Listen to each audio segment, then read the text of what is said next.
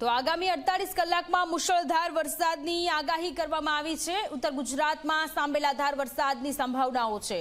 ભારે પવન સાથે વરસાદ પડવાની આગાહી છે। પાટણ, હારીજ અને મહેસાણા, સાબરકાંઠા, બનાસકાંઠામાં પણ ભારે વરસાદ પડી શકે છે।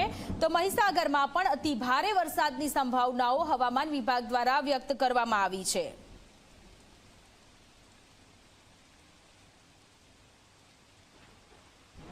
આ મજબૂત સિસ્ટમના કારણે ઉત્તર ગુજરાતના ભાગોમાં ભારેથી અતિ ભારે વરસાદ થવા શક્યતા રહેશે, જેમાં મહેસાણાના ભાગો, પાટણ સમિત, હારીજના ભાગો, શંખેશ્વરના ભાગો, આ ઉપરાંત માણસા, કલોલ, પ્રાંતિજ, સાબરકાંઠા, હિંમતનગર વગેરે ભાગો અને સિદ્ધપુર તેમજ લગભગ વિસનગરના ભાગો ઉપરાંત બનાસકાંઠાના જે ભાગોમાં વધુ વરસાદ થવાની શક્યતા રહેશે, થરાદ વગેરે ભાગોમાં વધુ વરસાદ થવાની શક્યતા રહેશે।